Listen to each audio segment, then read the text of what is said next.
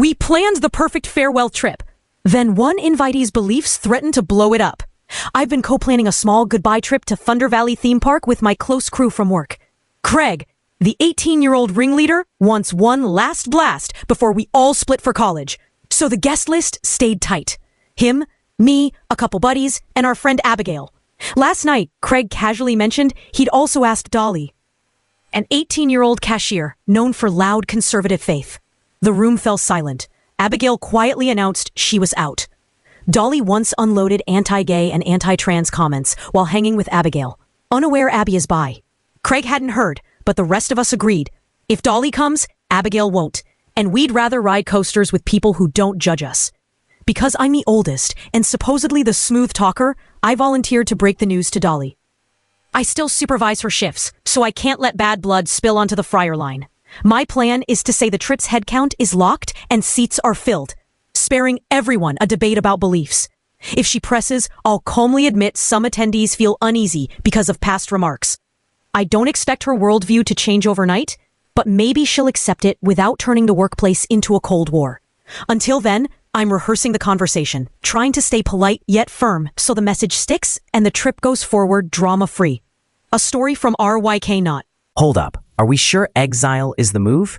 Dolly's ignorant, no doubt, but tossing her off the coaster before the gate opens might lock her deeper in her echo chamber. What if confronting her, face to face, forced real dialogue and maybe showed Abigail's humanity? Messy, but fireworks change minds. I'm cackling because this is the plot of every teen movie. Religious mean girl versus queer bestie at Six Flags. Somebody cue dramatic pop anthem. Honestly, just tell Dolly the ride height limit is no hate over 5'2", then swerve away on a cotton candy cloud. Problem solved. Credits roll. Cut the hemming and hawing. The OP owes honesty to Abigail, not kid gloves for Dolly. State the facts. Her past remarks make the group uncomfortable. Trips off for her. If that fractures workplace chatter, so be it. Professionalism is following policy, not appeasing prejudice. Rip off the Band-Aid. He flew to France for a wedding, then posted another woman. Did my boyfriend just cross the line? I'm 27, and my boyfriend Liam, 30, just flew to France for a 2-week wedding trip. I couldn't join because of finals. We talked the first night, then radio silence, thanks to a 9-hour gap and non-stop parties. This morning, his Instagram story slapped me awake. A slow-motion shot of a stunning brunette in a jade dress, hair tossing against a chateau backdrop, followed by a group selfie with him pressed beside her. Digging deeper, I learned they toured limestone caves together yesterday, even though he'd said he went alone. The secrecy stings harder because a few months ago, he drunkenly wandered naked into the bride's bedroom. I forgave the accident, but now the doubt is roaring back. I finally snagged a call. Liam laughed, called the woman just a friend of the groom, and claimed he posted her because the lighting was perfect. He admitted she tagged along for one cave tour, but insisted nothing shady happened. I told him the posts felt intimate, and his boundaries blur when he's drinking or abroad. He apologized, promised no more solo shots of women, and added, I'm way more beautiful anyway. I believe he isn't cheating, yet this is strike 2. I'm not breaking up. Finals week is brutal enough, but one more slip in transparency and I'm gone. For now, I'm parking the anxiety, focusing on school, and waiting to see if his actions, not his compliments, can earn back my trust. A story from Lover Goddess. Hold up. Maybe Liam's just flexing his photography skills and free winery Wi-Fi. Ever think OP's jealousy sandbags a stress-free trip? If she trusts him, a single snapshot shouldn't unravel them. Let the man enjoy baguettes and bridesmaids before we crucify him for posting good lighting. Girl, if my boyfriend went ghost in France and started staging Vogue shoots with a random bridesmaid, I'd be Zoom parachuting into that wedding like Mission Impossible. Somebody hand OP the Find My Boyfriend app.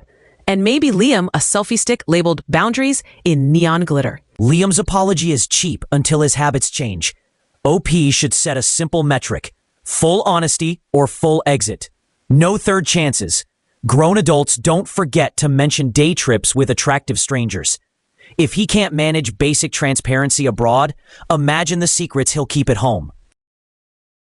I exposed the gym's friendly flasher. Did I cross the line? I work out at a gym where the men's and women's locker rooms sit side by side. The women's door stays shut, but the men's swings open because the real changing area is farther in. Everyone stores gear in back, except one guy who always strips completely at the front lockers, perfectly framed by the open doorway. I thought he was odd yet harmless until my girlfriend headed for the women's room yesterday and found him standing full frontal, smiling and waving at her. She told me, and I saw red. I marched in, called him a creep, and told him to change deeper inside. He insisted he could undress wherever he wanted because he was technically in the locker room, then reported me to management. Staff admitted they've had complaints, but claim rules prevent them from stopping him. They advised me to ignore it. I'm comfortable with nudity. This is Europe. But flashing women on the threshold of their space feels predatory. Now I wonder if I overreacted or just said what everyone else was thinking. A story from Trich, 1887. Hold up, maybe the so-called friendly flasher is just clueless, not creepy. Europeans treat nudity like yesterday's news. If a gym layout frames him in the doorway, blame the design, not the dude. Are we projecting American prudishness onto continental chill? Girl, if I wanted front row seats to Sausage Theater, I'd subscribe to premium streaming, not pay gym dues. Somebody give this man a map. Changing area that way. Wave those buns in the mirror aisle, not at unsuspecting ladies just hustling for leg day. Enough dithering. Management needs a clear policy. Naked bodies stay out of hallway sightlines. OP did the right thing. Next steps are a formal complaint or a new gym. Protect your partner's comfort and stop negotiating with exhibitionists. His ever-sunny smile hid a dark secret. I found him after an overdose. I've always known Liam as the life of every room, playful, checking on everyone, dreaming out loud about our future together. Earlier this week, we spent an ordinary afternoon at his house, laughing over university plans and swearing long distance wouldn't break us. He walked me home, hugged me like usual, promised to see me tomorrow. Hours later, I realized I'd left my phone charger. When I couldn't reach him, I used the excuse to swing back. His younger sister let me in. She said he was napping.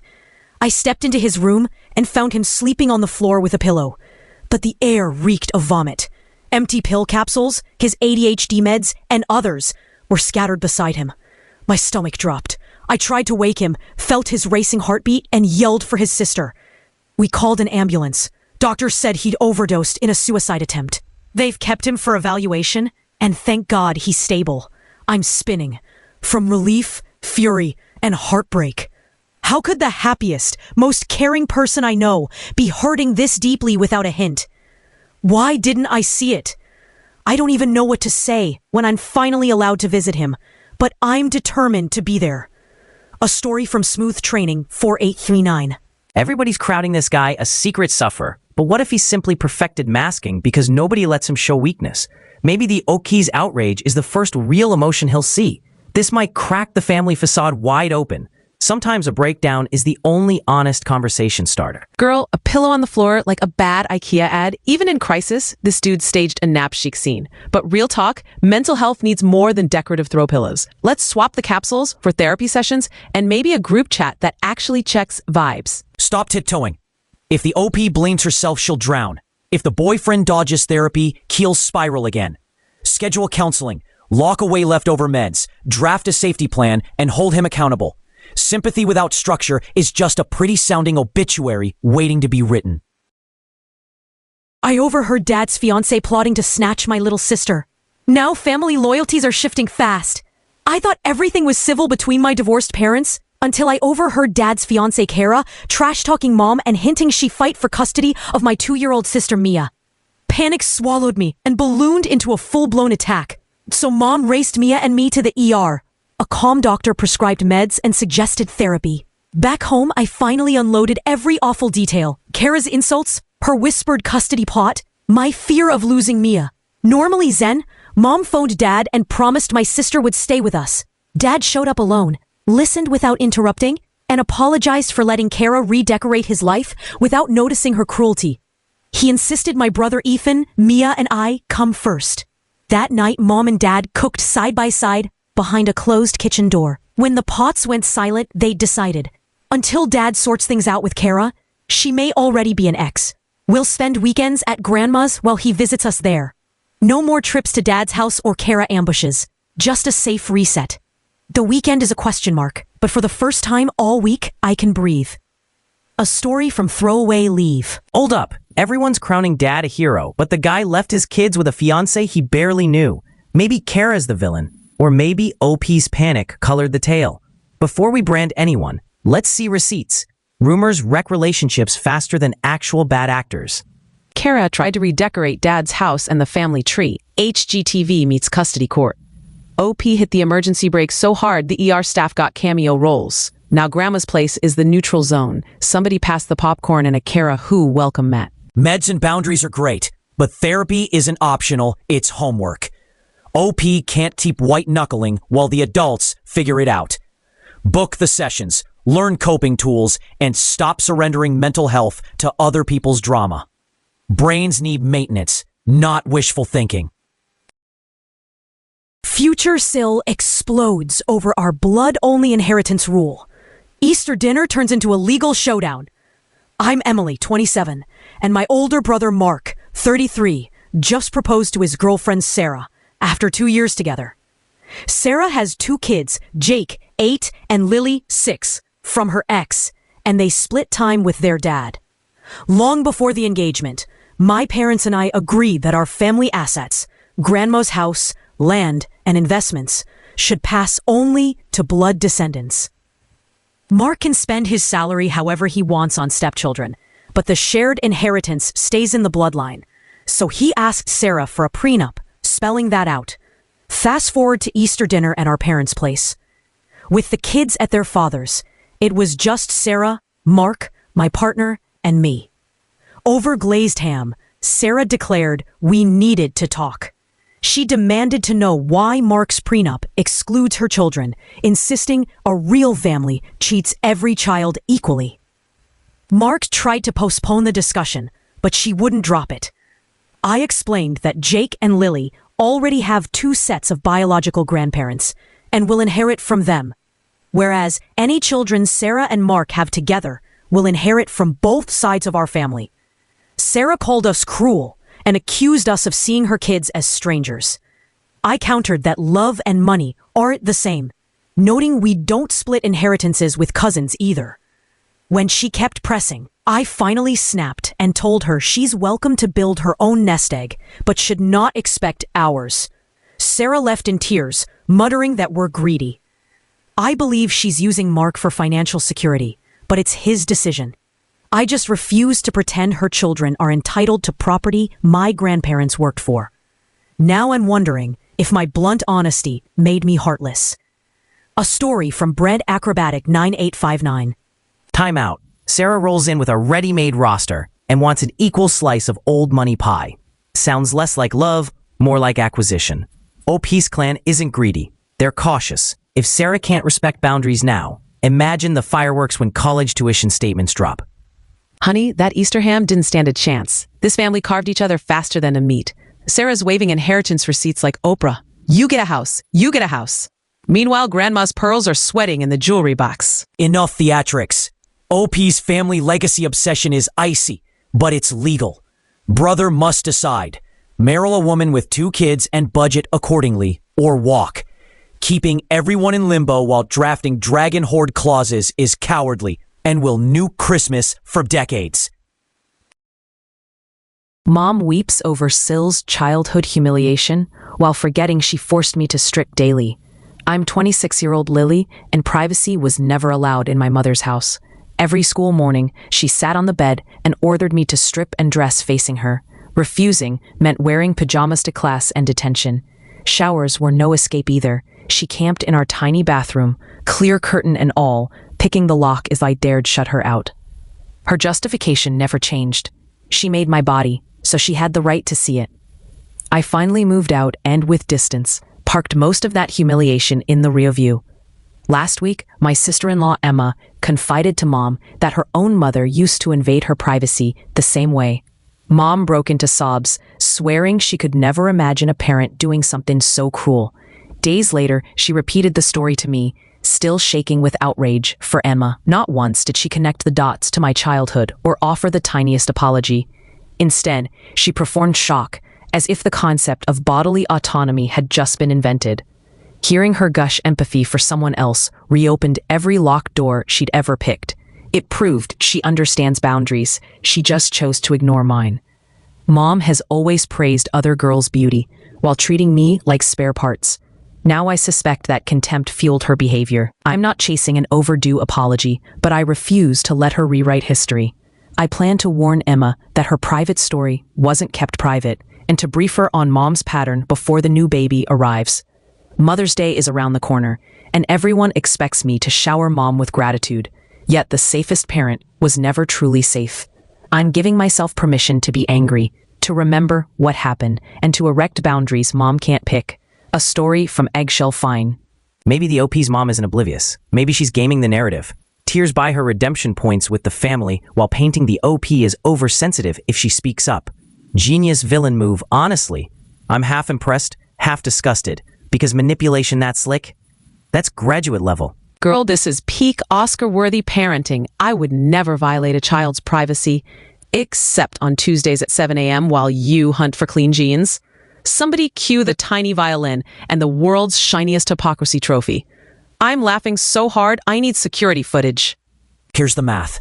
Mom knew it was wrong, did it anyway, and now pretends amnesia. That's willful cruelty, not confusion. OP needs boundaries so tight they squeak. No alone time, no lockpick opportunities. Stop waiting for accountability, install consequences, and move on. When my neighbor's dog school wouldn't shut up, I unleashed the bagpipes. 18 months ago, my city inexplicably okayed a dog training school right behind my fence in a quiet residential block. And ever since, the place has operated like a canine rock concert. The license limits it to weekdays 7 a.m. to 7 p.m., yet the owner runs sessions at all hours. When I asked her to stop the 11 p.m. barking, she screamed at me to mind my own business and bragged more noise was coming. Her trash habits are just as sloppy. Recycling mixed with garbage, cans left out whenever she pleases, litter scattered everywhere. The relentless barking even forced my upstairs neighbor to move because a Zoom meeting sounded like a kennel. I briefly considered an ultrasonic device, but a more theatrical fix struck me. Bagpipes. Now, whenever the barking rolls past a few minutes, I set a Bluetooth speaker on my porch and blast Scotland the Brave. The tune plays in full, dogs or no dogs, yet the chorus of hounds always quits before the first verse ends, buying the neighborhood hours of blessed silence. Petty? Maybe. Effective? Absolutely. Until the city enforces its own rules, the pipes will keep calling, and peace will keep answering. A story from Rodolfo Teardrop. Okay, the trainer's obnoxious, but let's not crown the OP a hero just yet. Bagpipes are still noise warfare. He's matching decibel for decibel. If everyone escalates, who's the grown-up? Maybe the real lesson is that two wrongs just make a louder neighborhood. Bagpipes as doggy kryptonite? That's the most Scottish plot twist since Outlander. I picture Labradors mid-howl, ears like satellite dishes, thinking a ghost in a kilt just showed up. Meanwhile, the trainer's Googling, do dogs speak Gaelic? I'm cackling so hard my Fitbit thinks I'm sprinting. Cute workaround, but it's a Band-Aid. The OP needs timestamps, video, and a stack of complaints so high the city can't ignore them. Zoning laws exist. Use them. Stop moonlighting as DJ Braveheart and force the authorities to shut the kennel up for good. They uninvited me from the family vacation after I paid. Do I ask for my £222? I've been dating Lily for 3 years, though the last 10 months have been rocky. We booked a 6-person cottage in Wales with her parents, her brother, and his girlfriend. £222 each for lodging, plus £60 each for a theater show. I got the time off work and paid my share. Last weekend, after another fight over her plan to study in London and my fear of long distance, Lily nearly ended things. We talked, agreed to keep trying, and she said I could still come on the trip. The next day, her parents stepped in. They worry the tension will ruin their holiday, so they uninvited me even though the trip is next week. The cottage is non-refundable unless someone else takes my spot, and no one will. Lily is upset, but doesn't want to fight her parents. She hopes I'll understand. I once told her I'd swallow the loss if she personally chose to leave me behind. But this is her parents' call, not hers. Now I'm out 282 pounds, stuck with vacation days I have to awkwardly cancel. And they all get a cheaper holiday on my dime. I understand their desire for peace, yet I don't see why I should finance it. I'm torn between politely requesting my money back and risking more drama, or keeping quiet and stewing in resentment. I just want fairness and a solution that doesn't drive Lily and me further apart. A story from Struggle Nervous. Maybe Lily's parents are the real MVPs. They spotted a looming vacation meltdown and cut it off early. That 222 pounds might be the tuition fee the OP pays to learn when to step back. Sometimes peace costs more than a refund. So he's funding a getaway he can't attend? That's like buying popcorn for the movie you're banned from watching. Lily's parents will be sipping mojitos with his money. Someone hit the Venmo before this turns into daytime court TV. Quit tiptoeing. Send a polite invoice today. And if they balk, chalk it up as the price of dating someone who can't set boundaries. Cancel the leave, pick up extra shifts or therapy, and stop funding other people's choices. He refused to meet his ex's new man. Then his fiancée packed her bags. I'm 37, my ex Kelly, 32, and I dated 5 years. Broke up a decade ago, and somehow became even closer friends. She later introduced me to her college buddy Amanda, and Amanda became my girlfriend and then fiancée. For 7 years, the three of us were inseparable. Weekly board game nights, emergency phone calls, inside jokes I secretly loved being the center of. Then Kelly met Mark, 6 months in. She said they were talking marriage and invited him to our Friday game night. The idea of a stranger invading our perfected trio rattled me, so I told Kelly I'd skip if he showed up. She was hurt and asked for space. Amanda called me a hypocrite. I doubled down, insisting I felt nothing romantic for Kelly. I just didn't want our vibe ruined. For a week, I dodged every invitation that included Mark. The tension at home exploded when Amanda accused me of treating her like a placeholder while keeping Kelly on standby. In anger, I snapped that if she preferred Kelly's company, she could move in with her. We went to bed in separate rooms. By dawn, Amanda was gone, straight into the mother-in-law suite of Kelly's new house. Kelly blocked me. Group chats fell silent, and our friends posted photos from a housewarming game night I wasn't invited to. Only then did I admit the truth. Mark threatened my ego, not our friendship. I'd clung to the attention of 2 women and panicked when someone else entered the picture. My stubbornness cost me my fiancé, my best friend, and the community I took for granted. Now, Friday nights are just me, scrolling through memories and wondering how to rebuild a life I shattered with one selfish no. A story from Direct Caterpillar 77. I'm not convinced the OP is the only villain here. Kelly kept him center stage for years, then demanded instant approval of her fiancé. Control move, anyone? Still, he played himself by refusing a simple handshake. Ego clashes all around, but everyone pretends it's pure virtue. So the OP thought life was a permanent 3-player co-op until the DLC boyfriend spawned? Boy, please. You can't keep hitting pause on other people's love lives. Call someone a dickbag and expect hugs? Nah. Grab some popcorn. This is what happens when you gatekeep game night. Quit whining. The OP loved being king of a 2-woman court. Now the kingdom's gone. Step 1, apologize without excuses. Step 2, therapy to shrink that ego. Step 3, build a life that doesn't require harem-style approval. Until then, stay single and save others the headache. She needs the thrill of pregnancy to get excited. But can our marriage survive? From day one, my wife Lily was bashful in bed, revealing new preferences bit by bit. Recently, the floodgates opened. She can only get aroused when there is a chance of pregnancy. She refuses hormonal birth control, so we rely on condoms once in a while, but mostly the pull-out method, timing everything around her cycle. At first, the risk felt like harmless thrill, yet one night she asked to choose the porn. Up popped a clip starring a heavily pregnant performer, and she admitted she watches almost nothing else. I tried to stay game, but the focus on the swollen belly unsettled me. Still caught in the afterglow, Lily confessed that she sometimes climaxes to raw childbirth videos never meant as erotica. That revelation hit me like ice water. She bristles at the word kink, but needs this scenario every single time. Otherwise, she struggles to climax. I have kept silent because it took years for her to trust me with her secrets. If I judge her now, she might snap shut forever. Yet I'm repelled by the idea of having sex while a woman gives birth on screen, and I dislike building our intimacy around a fetish I do not share. Part of me feels tricked. Had she disclosed this earlier, I might have reconsidered the relationship before vows. Now I am torn between protecting my comfort and supporting the woman I love. I need to speak up, but fear the fallout.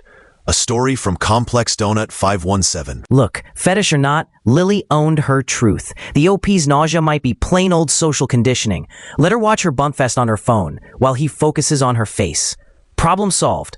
Unless the real issue is that he just won't stretch his imagination. Oh snap, the bedroom playlist just turned into Maternity Ward Live. The OP's jaw is on the floor while Lily's libido is doing cartwheels. Somebody cue dramatic soap opera music and pass the sparkling water. This is messier than a baby shower with open bar. Enough tiptoeing. If Lily can only climax through a single fetish, professional help is mandatory. The OP must state clear limits and suggest sex therapy now. Otherwise, resentment will snowball, and their vows will be crushed under a mountain of unmet expectations. On the edge. Can this overworked mom escape her cheating husband? I'm about to hit 30, and every regret is suffocating me. 3.5 years ago, I had my bags mentally packed after discovering my husband's cheating and his indifference to our life together. I worked full-time, cooked, cleaned, catered to every whim while he offered nothing but excuses. The morning I resolved to leave, one slip-up in the bedroom left me pregnant. He smooth-talked me into keeping the baby with promises of partnership and fatherhood. The words were empty. Our daughter is 2.5 now, and I still carry the household, the bills, and her emotions alone. When he's deployed, she's calm. The second he's home, she mirrors his anger and tantrums, and I start resenting everyone, including myself, for trapping us here. There's no room at my parents' place, no siblings to crash with, no childcare I can afford. Therapy only confirmed what I already know. I need distance. Yet every time I try to map an exit, I freeze, overwhelmed by logistics and guilt. I'll love my little girl fiercely, and I never let her feel the rage that churns inside me. But some days I catch myself wishing I could rewind and skip this entire chapter. I'm exhausted from explaining my soul to a man who acts like an NPC. Flat, self-centered, permanently angry. I know my worth. Motherhood has sharpened it. I'm drafting tiny steps, gather resources, stash cash, build a timeline, and then finally walk. I'll update once my daughter and I are in a space where our laughter isn't interrupted by his shouting. Until then, I'm venting so the poison doesn't swallow me whole. A story from downtown ad 4781. Hold up. What if the husband's tantrums are masking untreated PTSD from the service? Not excusing the deadbeat act, but treatment could shift the whole dynamic. Maybe the real enemy is silence, not a person. Just saying, scorched earth divorces aren't the only plot twist. Girl, this household feels like Walmart on Black Friday. One angry toddler, one overgrown toddler, and OP stuck as the lone cashier. Somebody grab a loudspeaker because cleanup and aisle marriage is overdue. Pack your bags, roll your eyes, and let the discounts hit the road. Look, the clock keeps ticking while OP spins in circles. Draft the exit budget tonight, call legal aid tomorrow, and tell Captain NPC his anger issues are now a him problem. If she won't choose change, she's choosing this misery for her kid. Step or stay. Decide. He threw a surprise party, then dared to leave. What happened next lit up their marriage. After my wife, Lily, landed a big promotion. One that forced me out of the same company due to conflict of interest rules. I organized a surprise party to honor her. My college buddy Jake, who'd attended, suggested we cap the night with a live band bar run, just the two of us. Lily overheard and went silent until our drive home. She asked why I was quiet. I admitted I expected a fight because our toddler Max had been cranky all day and I knew she might want me home. Lily exploded, insisting the entire day should stay about her and that I'd be selfish to leave her solo with Max. I argued the baby would be asleep by 8, she'd be in bed by 9, and I'd return around 12:30. She felt abandoned. I felt controlled. We reached home in stony silence, and I stayed in. Now I'm wondering if wanting a short celebratory drink with my best friend on Lily's special day really made me the jerk. A story from Unequal Hectare. Hold up. Why is Lily the sole keeper of her day? The OP threw the bash, lost his job, and still can't step out for 3 hours? Feels like someone's promotion came with a side of control. Maybe she's scared of the power shift, not the toddler. Girl, Lily snatched that congrats mic like Beyonce yanking it from a backup singer. My day, my rules. Meanwhile, the OP's basically Cinderella begging for one beer before midnight.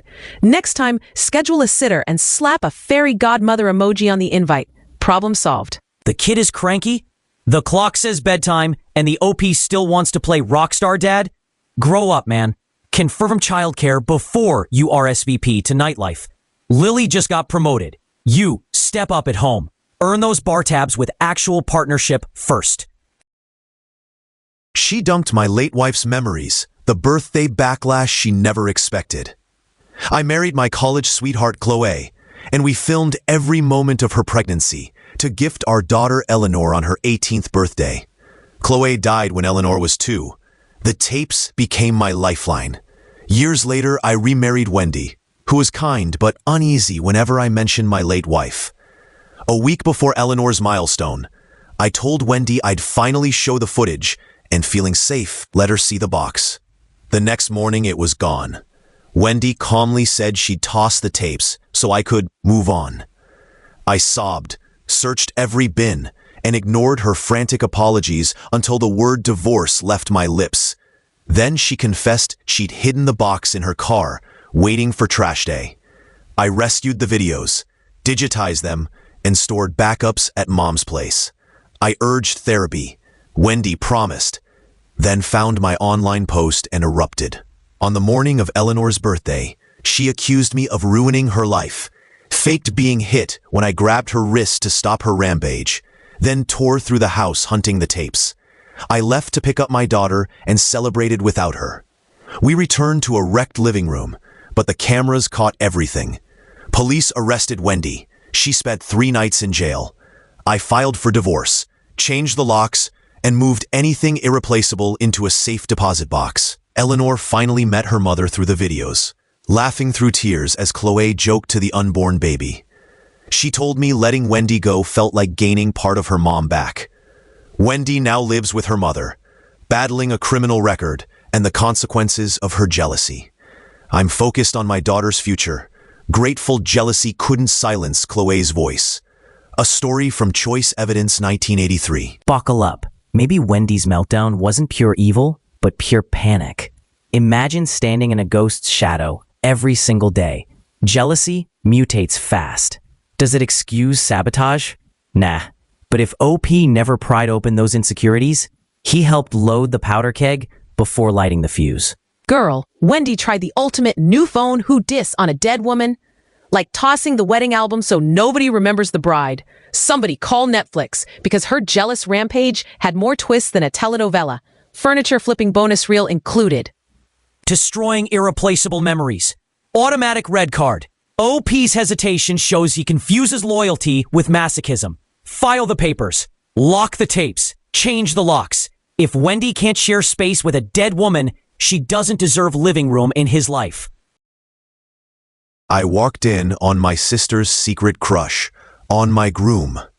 Wedding planning had me exhausted, so my fiancé Ethan and I showed up late to a welcome home party for my little sister, Lily, who'd just moved back after a Florida breakup. Drinks flowed, everyone laughed, and I headed down the hall to the bathroom, then froze outside a bedroom door. Through the half-open crack, I heard sobbing, and over the music, my own fiancé's name. Curious and tipsy, I listened. Lily was crying to a friend that seeing Ethan made all the feelings real again, that she wished he'd notice her too before he married me. My pulse crashed. Lily had always known Ethan was gay and had cheered our high school romance. Now she sounded infatuated. I left without a word, stewing for a week until the guilt made me sick. I finally told Ethan everything. He was disgusted, but calm. He'd dealt with straight women crushing on him before. We agreed I'd talk to Lily in a public park, while he waited in the car in case things went sideways.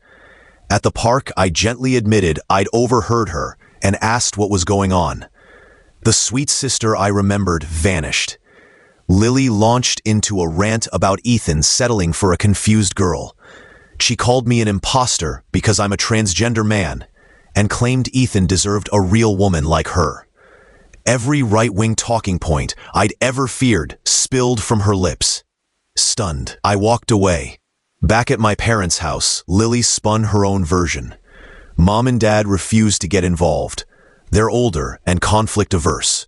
Lily blocked my number, but not before hinting she still plans to attend the wedding.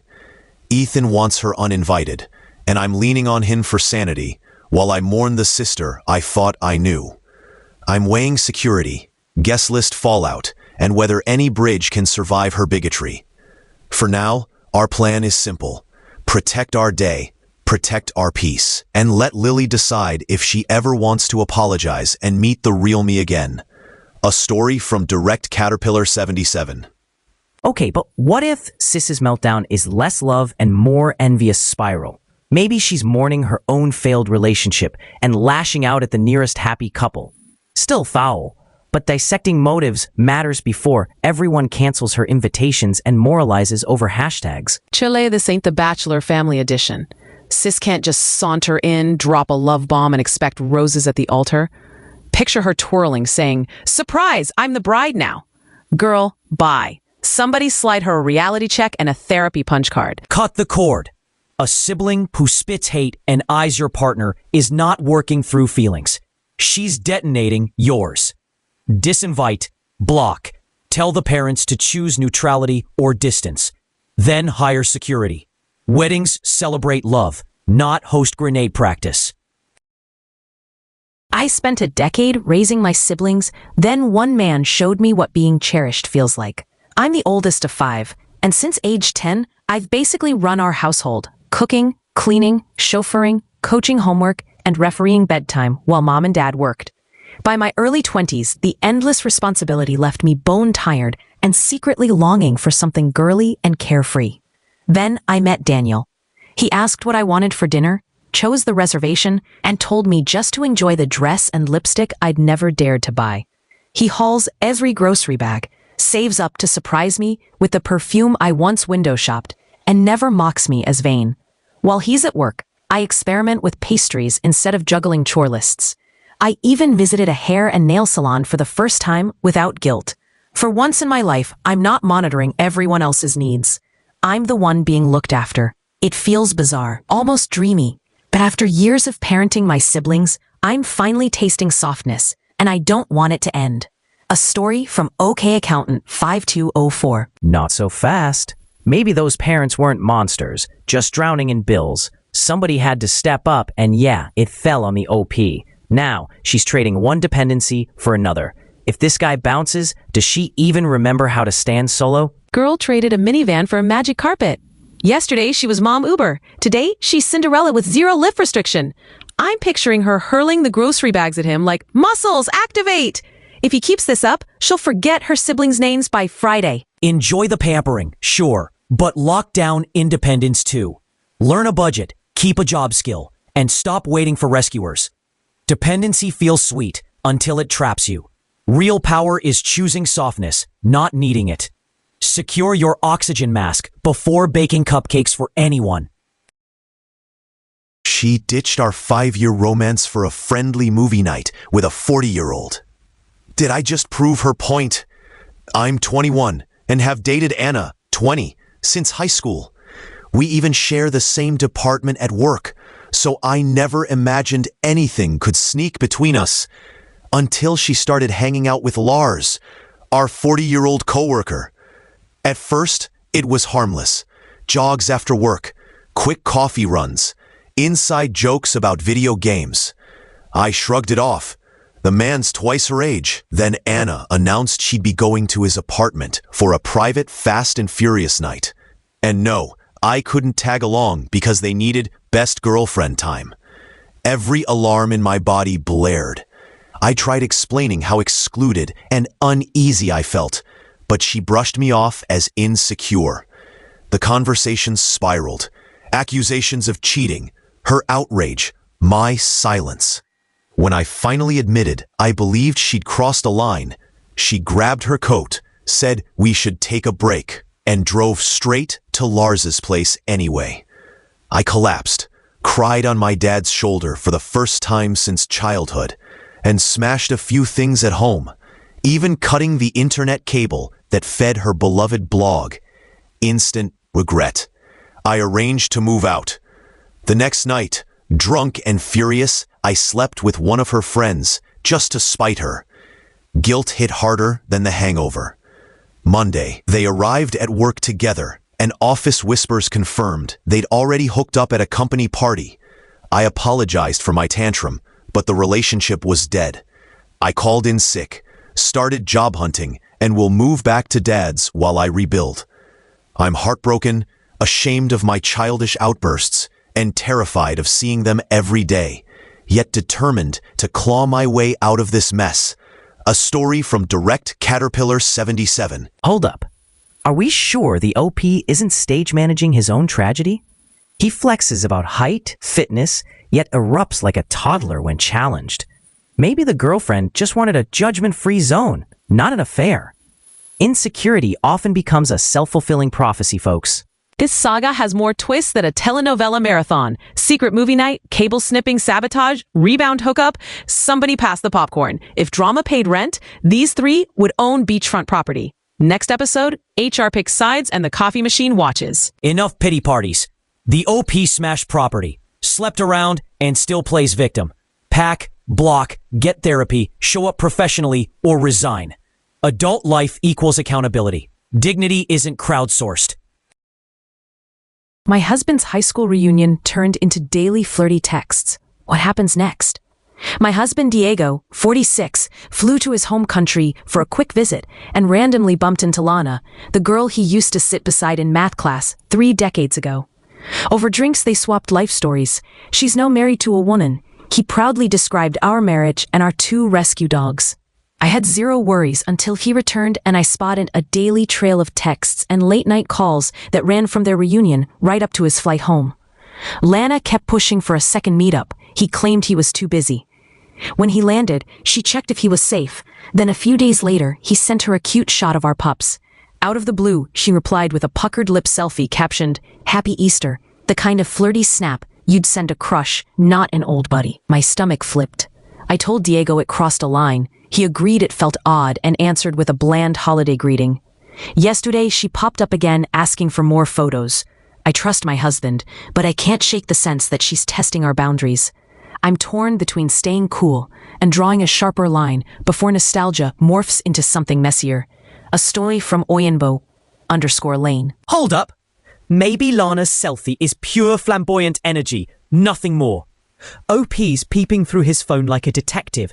That's a bigger flag to me. If trust is solid, delete the jealousy app and let hubby handle his old pal.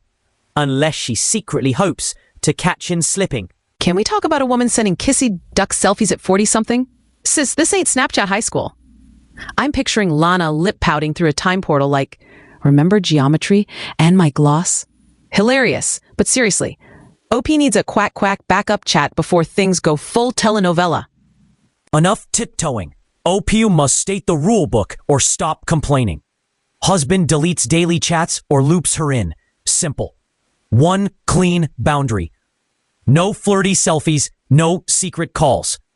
If he hesitates, the marriage needs maintenance, not another excuse.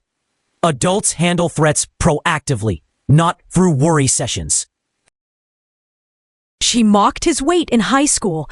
Now she's paid to rub his sweaty back. I was a high school teacher and once endured a nightmare student, Lisa, who tormented our gentle, 400-pound, very hairy English colleague, Mr. Wells.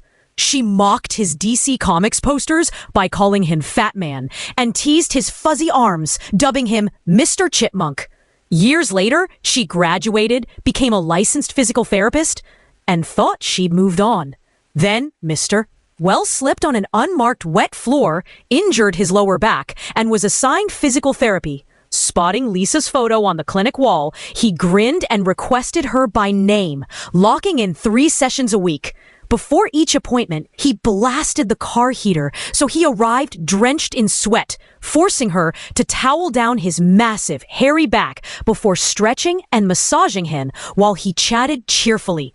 He relayed every steamy detail to us teachers, savoring the irony that the girl who once mocked his body now had to tend it. Watching karma work up a sweat never felt so satisfying. A story from Xbox Gamer 2122. So we're applauding a grown man sweating on a former teen because nobody addressed bullying when it mattered. Sounds like every adult in that school dodged real accountability and chose a sticky spectacle instead. Maybe the staff lounge needs mirrors. Picture this, Chewbacca in a sauna, and the poor therapist wrestling him like she's in the WWE. I'm cackling just imagining her trying to grip that slip and slide of hair and humidity. Somebody get her hazard pay and a weed whacker. Cute story, but here's reality. Letting a student bully unchecked is failure 1. Weaponizing sweat is failure 2. Adults need to set boundaries, file reports, and keep the drama off the treatment table. No towels required. I saved a birthday cake for myself. It vanished before sunrise. Mom and I were close until she married Phil and his daughter Lila moved in. From then on, my milestones disappeared while Lila's were paraded. By 15, my birthdays became an afterthought, just a distracted, oh, happy birthday, before Mom went back to her phone. When I asked for a cake, she scolded me for acting like a kid. This year, turning 19, I decided to celebrate myself. I bought a sprinkle-covered cake, candles, even invited 2 friends for the next afternoon. I tucked the cake into our fridge the night before, proud that I could finally give myself the party Mom wouldn't. At dawn, I opened the fridge and froze. The box was gone. Mom and Phil had already left, so I texted her. She breezily replied that they'd hosted game night. Their friends wanted dessert, and it didn't look like a birthday cake anyway. They sliced it up, and Lila polished off the crumbs. Mom said if I didn't want to share, I shouldn't have put it in the communal fridge, then mocked me for being childish and acting like a girl over a birthday at my age. My friends arrived with gas station cupcakes so I'd have something to blow out, but the damage was done. That cake wasn't just sugar, it was proof that I mattered, and my family devoured that too. A story from Holiday Donut 8448. Hold up. Before we torch the parents, let's ask. Did the OP put a sticky note saying, birthday cake, do not touch? In a communal fridge, everything's fair game, right? Maybe Mum thought he'd share. Still, the trash talk afterward? That's where they lost any moral high ground. Oh child, the way that cake disappeared faster than free Wi-Fi at Starbucks. Picture Mom and stepdad in a midnight heist. Mission Impossible soundtrack, crumbs on their lips. And the acting like a girl line? Sir, it's 2023, feelings come in every flavor. Vanilla sad, chocolate mad, sprinkle-fueled revenge. Kids 19, still living there. Time to level up. Buy a mini fridge with a padlock, or better yet, move out. They've shown you where you rank. Stop expecting a Hallmark moment. Respect yourself enough to control your environment, not whine when predictable people act predictably. Refusing a Rapunzel-photo after my dog's death sparked a cafe showdown after an agonizing morning at the vet, where I held my 11-year-old golden retriever, Daisy, as cancer finally won. I couldn't face my empty apartment. I slipped into a downtown cafe, ordered a latte, and let tears fall while waiting for my boyfriend Mark to get off work. Even with puffy eyes, my waist-length blonde hair still drew attention. A cheerful mom and her 8-year-old appeared. insisting I looked just like Rapunzel and begging for a picture. Normally, I'd oblige, but grief had drained every ounce of charm, so I quietly said no. The mom huffed that I was rude and that it costs nothing to be nice to a child. Something cracked. I told her I wasn't a Disney princess, that I'd just put my dog to sleep, and that faking a smile for Instagram was beyond me. I started sobbing again, explaining I was hiding there because going home to Daisy's empty bed would break me all over. The woman blanched, grabbed her daughter, and hurried out. 30 minutes later, Mark arrived. When I recounted the blow-up, he said I'd overreacted and spread my misery to strangers.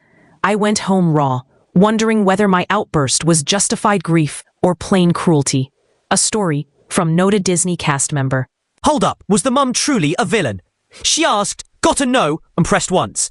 Public spaces house competing needs. The OP's explosion turned a teachable moment into a child's shock. Grief explains, it doesn't automatically excuse. Oh, honey, this wasn't tangled. It was tangled up emotions. Mom wanted a princess selfie. OP delivered full telenovela. Cue dramatic violins, latte foam sliding in slow-mo. Somebody call Mickey for crisis PR. Sympathy aside, decline once, walk away. The extra monologue was a grenade lobbed at a kid for her mom's pushiness. Own the blow-up. Apologize if paths cross again. And learn to set boundaries without shrapnel. Birthday party minefield. My toddlers fell in dog poop. Am I the jerk for speaking up? I've been friends with Lisa for 6 years, and we always drive an hour to celebrate each other's kids. I rent clean play spaces. She hosts at her house, which is always chaotic, but I never made a fuss. This year, I loaded my 2 toddlers into the car, bought her son a $100 gift, and headed over. When we arrived, the only activity was a backyard swing set. Unfortunately, the grass was peppered with enormous piles of waste from their cane corso no one had scooped. On the kids played, my 3-year-old slipped and landed in a fresh mound, smearing her pants. I ushered her and her sister inside, saying, "No more grass. It's full of dog poop. We have to stay clean." They whined, but I calmly stripped the dirty pants, wiped her down, and washed their hands. As I emerged from the bathroom, I caught Lisa's sister staring and whispering like I'd committed a crime. Lisa, meanwhile, stuck to her relatives and never checked whether we needed help. I was the only non-family guest and the only parent who brought kids, yet everyone acted as if I were rude for trying to protect my daughters from getting sick. When Lisa finally asked if everything was okay, I simply explained what happened. She muttered a quick, "Sorry about that," then drifted back to her family. Feeling grossed out and unwelcome, I invented an errand and left early. Since then, she hasn't texted to thank me for the gift or the drive, and I'm wondering if my brief comment about the poop offended her. From my perspective, I just did basic hygiene and set a boundary in an unsafe play area. I can't shake the feeling her household's neglect, not my reaction, ruined the party. A story from Antique Rich, 8268. Hold up! Maybe Lisa's clan thinks the OP rolled in acting too high maintenance for a backyard bash. Kids are washable. Germs build immunity. Could the real slight be the judgmental tone, not the poop? Sometimes city slicker standards crash hard in country yards. Dog do amusement park? Honey, that's a biohazard escape room. I'd have slapped a closed for toxic waste sign on that swing set faster than you can say Febreze. OP's toddlers dodged more landmines than Mario. No wonder Mom grabbed her coins and bounced. Clean yard or not, the OP let resentment ferment instead of naming the issue. Hey Lisa, we need the dog's mess picked up. One direct sentence beats silent stewing and passive exit. Friendship demands candor, not ghosting each other over feces.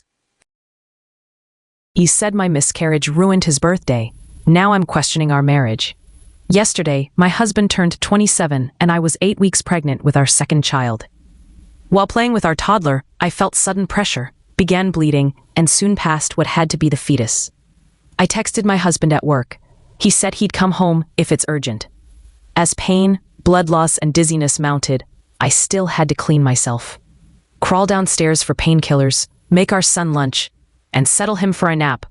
My husband arrived almost an hour later, delayed because he'd stopped at Tesco for birthday beers.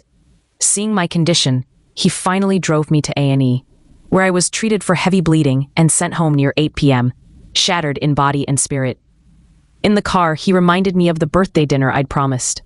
I apologized, offered to pay for any takeaway, but he muttered that this mess had ruined his day and sped home without food. He put our son to bed, ignored me, and left early for work this morning. No texts all day. Tonight he returned, silent. When I tried to talk, he stonewalled, so I called him a disgrace. He slammed the bedroom door and locked me out. Soon his mother messaged, telling me to be patient because he lost a baby too, yet she never asked about my health. He's confiding in her, not me. My body just endured a devastating miscarriage, and I feel utterly abandoned. As though my grief and medical emergency were an inconvenience to his birthday plans. Hormones aside, I'm seriously contemplating divorce and wondering if calling him a disgrace makes me the jerk. A story from Progress Dependent 703. Hold up. Maybe the husband's birthday tantrum hides deep-rooted fear he can't articulate. People lash out when they feel powerless. What if he's drowning in shock, clinging to the only normal thing, his celebration?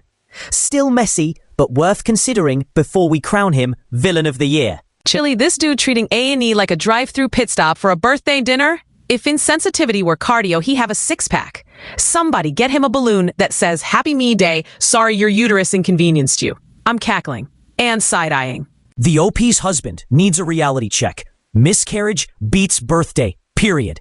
His beer run and sulk scream immaturity. He can either apologize, schedule therapy, and step up as a partner, or she should consult a lawyer. End of story. Stink-eye speedster gets pump-hosed, karma in one rev. Yesterday, my wife pulled her SUV up to a Shell pump. As she cracked her door, a woman in a red compact screeched in so close the hinge almost snapped, then glared like the near collision was my wife's fault. Shaken but polite, my wife began filling her own tank, while the speedster, still radiating attitude, jammed a nozzle into her car and dashed inside for snacks. Minutes later, the woman bounded back, slammed into the driver's seat, and, in her rush, forgot the metal hose still anchored to her gas port. Normally, my wife would wave frantically to warn anyone, but that stink-eye burned. She kept quiet, stepped clear, and watched karma work. Tires squealed, the hose ripped free with a metallic shriek, plastic cracked, and the driver's face turned ghost white. My wife simply smiled, confirmed her own hose was out, and drove off. A story from Redimus Prime. Hold up. Maybe the so-called Karen was just distracted, not evil. We've all rushed before. The OP's wife could have saved property damage with one wave. Smiling while someone's bumper rips? That's borderline gleeful sabotage hidden behind polite manners. Who's petty now? Girl, this is why you keep your eyes off TikTok and on the gas pump. I'm picturing a whole Fast and Furious audition, except she got furious and the pump got fast. The OP's wife rolling away like the end credits? I'm cackling. Actions meet consequences. If a driver can't respect space, they'll pay body shop rent. The OP's wife chose silence. That's her right. Karen's negligence could have ignited everyone. Let this be a public service announcement. Look, slow down and quit weaponizing attitude at the pump. Stepdad's late-night confession after bio-dad ghosts a big match. Her response stunned me. My wife and I met a decade ago when her daughter, Lily, was 4. While Lily's biological father cycled through empty promises, I drove her to recitals, school runs, and now high school tennis practice. She desperately wanted her dad in the stands, and after weeks of pleading, he swore he'd show up for last night's match. Lily played her best game. Powerful serves, calm volleys, but the seat she saved for him stayed empty. Her smile collapsed, and she spent the evening silent at dinner before retreating upstairs. After midnight, I was channel surfing alone when she padded into the kitchen for water. I told her how proud I was, how I'd watched her grow for most of her life, and that even though I'm not her birth dad, I love her like my own and will always be there. She welled up, hugged me tight, and whispered that she loved me too. In that quiet embrace, the distance between stepfather and daughter vanished. The house already feels lighter, as if we finally spoke aloud the family bond we'd both felt all along. A story from Random Exit 222. Now hold up. Before we crown him Father of the Year, remember he waited 10 years to drop the L word. Maybe the bio-dad's failures just gave him the perfect hero runway. Still, the gamble paid off. Timing the confession right after a fresh disappointment? Tactical genius. Girl, the tennis dad ghosted so hard you might as well be Casper in sweatpants. Meanwhile, stepdad's downstairs like late-night Netflix therapist. Tell me about your serves and your feelings. Boom, instant tear torrent. Somebody give this man a racket because he just aced the parenting court. Props for stepping up. But let's be real. Words mean nothing unless they're backed by years of consistent action. Luckily, he's got that receipt book filled. Bio dad, dead weight. If the OP keeps showing up, that girl will thrive. If not, this speech is just cheap applause. When one tiny distraction makes the bedroom go silent, will he ever get it up again? I'm 30 and have dated my 24-year-old girlfriend for almost 2 years. Most weekends, our foreplay sizzles, cuddles, toys, fingers, until she's shaking. The instant I slide a condom on, the smallest hiccup, a dropped lube bottle, a misplaced pillow, her shifting for a better angle, kills my erection and my motivation. Once it's gone, leaving her excited but unfinished and me embarrassed. She says she understands, yet I catch the disappointment in her eyes. We've tried letting her ride, then switching to doggy or missionary when the angle feels wrong, but the pressure to perform perfectly just feeds the problem. I'm debating whether this stop and drop routine is common, or if I should look into therapy, Viagra, or focusing on my own arousal earlier, so I'm not only in caretaking mode. I hate the idea of forcing anything, yet I also don't want to leave her half satisfied. Any advice from other guys who've battled the same bedroom buzzkill? A story from C03RT94? Maybe the guy's biology is smarter than we think. If every weekend romp feels like a scripted checklist, make her moan, glove up, go, his brain might rebel against factory line intimacy. Imperfection could be the real aphrodisiac. Ditch the stopwatch, toss the condoms for a sleeve, and see what happens. Oh, so the erection's got stage fright? Somebody cue the tiny violin? Drop one lube bottle and Captain Salute goes AWOL? Sounds like he needs a hype playlist and maybe a condom that doesn't feel like vacuum-sealed Tupperware. Give the man a halftime show and reboot the game. Stop overthinking, champ. Blood flow dies when anxiety spikes. Simple physiology. Schedule a physical. Cut back on porn.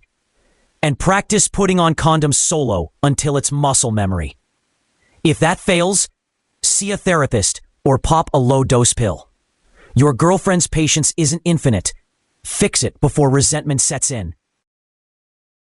He posted our birthday pics, then denied we were dating in secret DMs. I'm Sam, 22, and my boyfriend Alex, 20, keeps our relationship low-key, even though he's openly gay. For my birthday, he finally posted a sweet Instagram story. Happy birthday to my favorite Aquarius, with cute photos of us that clearly screamed couple. Weeks later, I was in Alex's dorm when he ran downstairs to fetch friends. A month-long gut twinge told me to glance at his unlocked phone. On top of his Instagram DMs sat a guy named Jordan. The thread overflowed with flirty banter, plans to meet up, and worst of all, the day of the birthday post, Jordan had asked, "Is that your boyfriend?" Alex fired back. 3 rapid, no, that's just my friend from school. Reading it felt like being punched. I photographed the chat, grabbed my backpack, turned off location sharing, and left before Alex returned. When he texted, "You okay?" I stayed silent until I could breathe. Later that night, I sent him a list of things school friends don't do, writing love letters, cooking candlelit dinners, sleeping together, and told him to open his chat with Jordan. He tried 3 excuses. First, Jordan was like family and didn't know he was gay, so Alex lied to protect himself. I pointed out that flirting with suggestive emojis isn't exactly straight passing. Next, he claimed he flirted only to get Jordan out of my DMs. Finally, he insisted the words were meaningless. Each story collapsed faster than the last. I asked whether he'd ever planned to tell me. He said no, because he didn't see it as serious. Hearing that was my breaking point. While he offered to block Jordan and even delete his beloved Instagram account, I realized I deserved honesty. not damage control. I blocked Alex instead, leaned on friends for perspective, and decided I'm done settling for someone who calls me a friend behind my back. I'm heartbroken, but at least my intuition and one ugly screenshot set me free. A story from Maine Electrical 8427. Hold up! What if Alex's triple no was less betrayal, more panic? Some families are brutal. Maybe the dude still wrestles with deep-rooted fear. Wrong move, sure, but I'd love to see receipts on how safe coming out really is for him before we crown him King Cheater. Lordad, Alex served up excuses like a busted vending machine. Press A1, get nonsense. Flirt to repel? That's reverse Uno in 4K. If lying was cardio, he'd have a six-pack. I'm cackling, but also praying OP's next man has honesty, not a highlight reel. The OP already saw the truth. Screenshots don't lie. Cut ties, change passwords, hit the gym. Upgrade your standards. Alex's inability to own up screams emotional toddler. Don't negotiate integrity. Delete, block, move on, period. She secretly stashed a poofy gown in my closet. Will I let her decide my wedding dress? I'm 28, newly engaged, and have dreamed of choosing my own wedding gown. While gathering off-season clothes from the closet in my childhood bedroom at my parents' house, I discovered a massive, lace-swamped ball gown dress hanging there. My mom, 56, had quietly bought it and tucked it away, never inviting me to shop, show inspiration boards, or even hinting she intended to decide for me. She'd let my two older sisters enjoy the classic say yes to the dress moment, yet skipped mine entirely. The gown is everything I'm not. Super traditional, puffed sleeves, cathedral train, the opposite of the relaxed modern look I've pictured since I was a kid. Mom keeps pressuring me to just try it on and accuses me of being ungrateful because she spent a fair bit, probably $500 to $1,000. Judging by her usual spending habits, relatives are chiming in that slipping it on for a photo would keep the peace. But to me, the price tag isn't the point. The real wound is being excluded from a deeply personal choice and feeling as if my taste doesn't matter. I've politely refused to model a dress and told Mom I'll be shopping for my own gown, with or without her. Now she's sulking, family chat is buzzing, and I'm wondering whether standing my ground makes me the jerk, or if it's the first healthy boundary I've ever set. A story from More Kittens. Hold up. What if Mum's just hedging bets? Maybe she's seen OP's Pinterest board and fears a neon jumpsuit ceremony. Buying the gown could be a panicked preemptive strike. Sure, it's controlling, but isn't a try-on the fastest way to prove it's a bad fit and reclaim power? Girl, this sounds like the live-action reboot of Cinderella Helicopter Mom Edition. Imagine OP twirling in that pastel marshmallow while the bridal shop plays the Jaws theme. I'd pay pay-per-view money for the slow-motion nope face. Boundaries, but make it fashion. Enough coddling. Mom crossed a clear line. Silence plus purchase equals manipulation. Trying it on won't fix that. It rewards it. OP should schedule her own appointment, send Mom the invite, and be ready to go solo if the guilt trip continues. Grown weddings need grown boundaries. My brother keeps turning his girlfriend into his ex. You won't believe my barbecue meltdown. I'm Lily, 22. My big brother Jacob, 25, dated Cammie for a year and a half in college. Dumped her on Valentine's Day so he could study abroad and sample the world. Cammie rebuilt her heart and found someone new, while Jacob came home furious that she wouldn't even stay friends. He sulked through senior year, then met Mandy, a bright, patient woman his age. Instead of cherishing Mandy, Jacob tries to remodel her into Cammie 2.0. Same caramel hair dye, same vintage skirts, even the same laugh. Whenever Mandy orders food, picks music, or opens her mouth, Jacob compares her to the sainted ex. For 12 exhausting months, I've heard Cammie would never, every time I visit. At Sunday's backyard barbecue, Mandy reached for a craft beer. Jacob curled his lip and hissed, Cammie wouldn't drink that. Something in me snapped. In front of cousins, neighbors, and a plate of burgers, I shouted, stop tormenting her. Cammie dumped you years ago. Mandy is her own person. Grow up and get over it. Jacob stalked off, mortified. I drove Mandy home because she was shaken, yet oddly relieved. Mom insists I was cruel to Jacob. Dad scolds me for washing family laundry in public. Jacob now gives me the silent treatment and claims I humiliated him. My aunts and our friends quietly high-fived me, and Mandy texted a grateful thank you emoji. I'm wondering whether blowing up publicly made me the jerk, or if hard truth at full volume was the only way to free Mandy and the rest of us from Jacob's obsession. A story from Fun Seaweed Throwawa. I'm low-key siding with Jacob for a sec. The man's chasing a nostalgia high, not tormenting intentionally. He dumped Cammy on pure immaturity. The OP's blast supplied shock therapy, but public call-outs bruise egos, breed more denial. Maybe a private roast could have cracked him softer. I love the messy chaos, though. Boy, Jacob's got build a girlfriend coupons and no expiration date. Dye your hair, sip water, breathe like Cammy. If Mandy starts answering to Kay, I'm calling Netflix. The OP's barbecue blow-up, chef's kiss. Pass the popcorn and the potato salad. Family drama pairs well with carbs. Enough hand-wringing. Jacob weaponizes nostalgia to bully Mandy. Unacceptable. The OP's volume wasn't the issue. Jacob's obsession was. He either signs up for therapy or watches every relationship crater. Mom and Dad need to stop coddling and start confronting. Grown men fix themselves. They don't refurbish girlfriends. I left my boyfriend alone on Easter for my sister. He threw me out until I learned my lesson. I've loved Nick since high school. 12 years together, one tiny apartment we call home. But he's never forgiven my family for a blow-up 2 years ago. His biggest target is my sister, Lara. Last week, Lara had eye surgery scheduled in Turkey and asked me to fly over as support.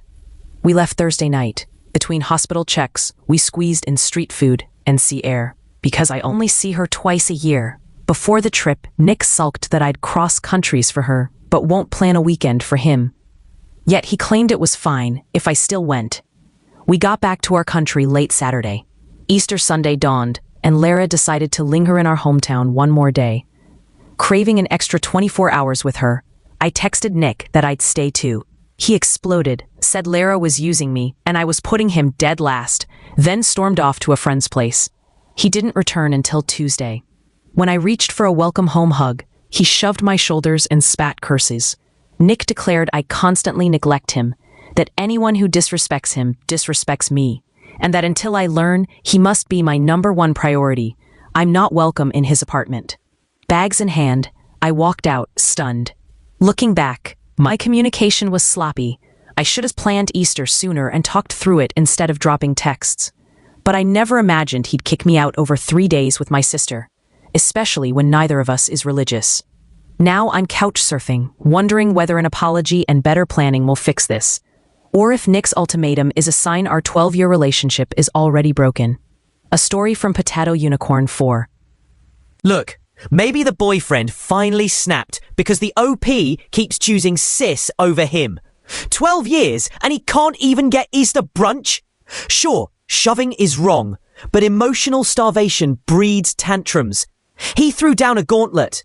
Now she must decide who truly ranks first. Girl, this relationship is one spilled Cadbury egg from a soap opera. She's in Turkey playing Florence Nightingale, while he's at home clutching his Easter basket like it's the last rose on The Bachelor. Somebody pass popcorn and a couples therapist, because I see fireworks, not chocolate. 12 years in, and he's still this possessive? Hard no. Shoving crosses the line. The OP needs a spine, not an apology tour. Pack up, find a lease in her own name, and let him date his ego. Priorities solved. Dad bros down. Will mom's squash obsession or their son's true passions win out? I earn most of our family's money.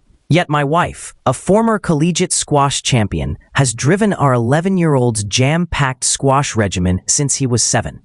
3 evening sessions plus weekend tournaments left me paying, chauffeuring, and watching our boy grow glum while his true loves, coding, guitar, bouldering, skiing, got squeezed out. When a squash tournament canceled a climbing meet, he confessed he only keeps swinging a racket to avoid upsetting mom. I confronted her. Either she scaled back or she used her own time and cash. She argued she lacked my flexible schedule and deeper wallet, but I held firm. 1 clinic and 1 lesson weekly, maximum, unless she personally handled extras. Hoping for harmony, I later offered a deal. I'd stick to that minimal commitment if she attended 1 session of each favorite activity. and spoke with the instructors. The bouldering and ski coaches praised his enthusiasm. The guitar teacher called him gifted. The squash coach complained he needed more intensity. Reality clicked for my wife. Together we asked our son what he wanted. His wish: keep squash casual. 1 clinic a week plus occasional hits with mom. Ditch tournaments and free weekends for the hobbies that light him up. She agreed, delighted he still wants court time with her. I'm maintaining boundaries, fun squash only, and she plays alongside him herself. Now our weekends feature rock walls, fresh powder, guitar riffs, and a kid who smiles all the way home. A story from Direct Caterpillar 77. Maybe Mom's right. Elite sports can forge grit. The OP's fat wallet let him bail the minute training got tough. If she had his cash and free time, that kid might already be smashing squash records. Controversial? Sure. Impossible? Maybe not. Girl, this family turned a squash court into a reality show. Mom's channeling Olympic fever. Dad's the reluctant uber black. And the kid just wants to shred guitar solos on a climbing wall. Somebody order a chill pill combo. Extra large. Here's the hard truth. Forcing your dreams onto kids breeds resentment. The OP finally drew a line. Good. Now keep it. Mom must respect the schedule or get benched. Protect the boy's autonomy before a hobby turns into lifelong baggage. Hidden cameras catch my house sitter, raiding our closet, confront or stay quiet. While my husband and I travel with my family, our good friend Leah is once again living in our home to mind the dogs and feed the fish. We pay her, stock the fridge, and even keep the weekday cleaner so she can relax. She's done it for years, though her December stay left us uneasy. Our streaming accounts were logged out, and the sofa carried fresh urine rings, despite our house-trained dogs. I let it slide, valuing harmony over a stained cushion. This trip, we installed 2 obvious security cameras aimed at the doors. Leah knows they exist. My anxious husband checks the motion clips at night, and that's how we saw her, strolling through the lounge in my floral maxi, his vintage band tee, and, most jarring, a pair of brand new slippers still wrapped and hidden at the back of the closet. The clothes had been folded away, so she had to rummage. I've lent her outfits before, so maybe she assumed the wardrobe was fair game. I also feel for her. She lives with her parents, drowning in debt her ex dumped on her, and she battles chronic illnesses that drain her income. Letting her house sit is my way of giving her space, cash, and normalcy. Yet seeing her in our private belongings feels like a line crossed, and the thought of more hidden discoveries makes my skin crawl. I'm torn between compassion and boundaries. We can't easily replace her. Local kennels cost a fortune. My in-laws are elderly, and past family pet sitting turned abusive. But I also can't keep swallowing discomfort to avoid conflict. When we return, I'll have an honest, calm talk. Thank her for caring for the pets, explain that the clothes, couch stains, and account logouts unsettled us, and state that our wardrobe is off limits. If she's offended, so be it. True friendship should survive a polite boundary. A story from the Slayer of Jellies. Maybe I'm wild, but what if the OP's closet is simply comfier than her parents' cramped house? She's broke, stressed, needs a confidence boost. New threads deliver. Sure, snooping is wrong, yet I smell desperation, not malice. Kick her out and the dogs lose their favorite aunt. Hold up. Home Alone fashion show with someone else's wardrobe? Girl, this isn't The Devil Wears Your Prada. I'm picturing her twirling in hubby's band tee like TikTok's latest trend.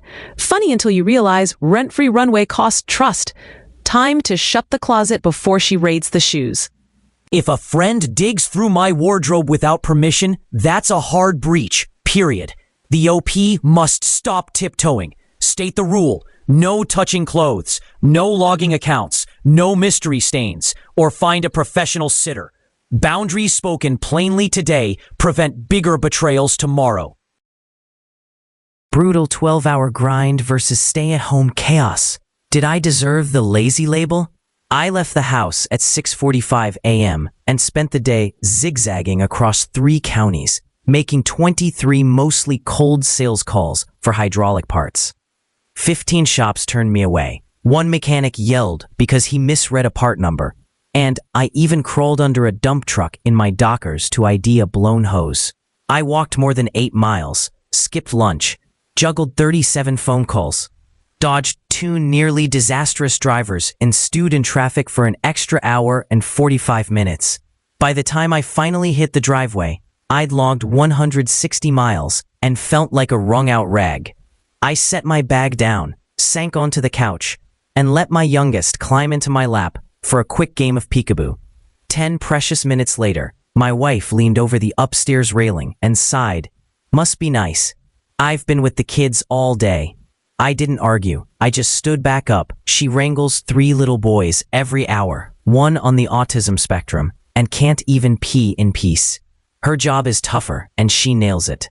So instead of sulking, I'm resolving to show more gratitude, step up with the kids the moment I walk in, and tell her plainly that I see her grind and appreciate her.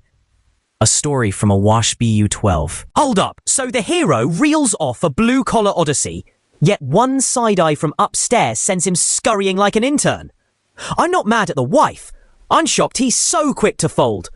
Maybe he likes the martyr badge more than the couch time. Girl, this marriage is a TikTok duet waiting to blow up. Him juggling hoses like Indiana Jones, her wrangling kids like Baby Yoda clones. Somebody toss them matching capes, a pizza, and a 5-minute pee break before Child Protective Services calls in about the parents' missing sanity. Respect counts for nothing if nobody says it aloud. The OP needs to sit his partner down, trade bullet point war stories, then split tonight's chores. No more silent guilt trips. Just a calendar, a timer, and 2 grown-ups owning their choices. 5-year romance shattered by a single line of coke. Can I save her? I've dated Lily since we were 16. Our wildest adventures were mellow weed nights or the occasional shroom trip. Yesterday, she looked me dead in the eye and whispered, "I've been doing coke." Terror and anger collided inside me. Visions of ER lights, ruined futures, police knockoffs. My voice jumped before my brain caught up. Lily flinched, said if all I do is scold, she'll stop confiding. That the real issue is why she needs the drug. She admits she feels shitty but won't open up further. Now I'm pacing circles, desperate to show love without enabling. Should I propose therapy, find a support group, call her mom, stage an intervention? I fear waking to a fatal text more than losing the relationship, yet I know one wrong word could shove her deeper into powder. I just want the girl I grew up with, healthy, laughing, safe in my arms. A story from Worry Ornery. Hold up! Everyone's vilifying Lily, but maybe her so-called secret line is an act of rebellion against 5 years of routine. OP exploded instead of listening. Maybe she's craving autonomy, not addiction. Demonizing her only pushes her deeper. The real villain might be their stagnant comfort zone.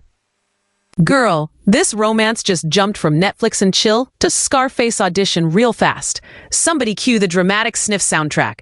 Seriously though, if your coping plan involves white powder, maybe trade it for powdered donuts and a therapist. Cheaper, legal, and you won't feel like your heart's auditioning for a drum solo. Dude, stop hand-wringing and start acting. Coke isn't meth weed. It's addictive, expensive, and dangerous. Set boundaries. Therapy or treatment, or you walk.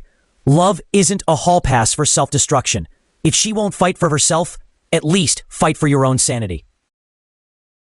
BMX punk kept wrecking Dad's garden until a rusty nail trap went pop. About 20 years ago, our sleepy village still had rutted dirt roads and gossip passed over garden fences. I was a kid watching my dad baby a modest patch of vegetables and flowers beside the road. A local teen, I'll call him Ricky, loved to rip down the main track on his ratty BMX, but decided that cutting the corner through our yard made him feel like a stunt star.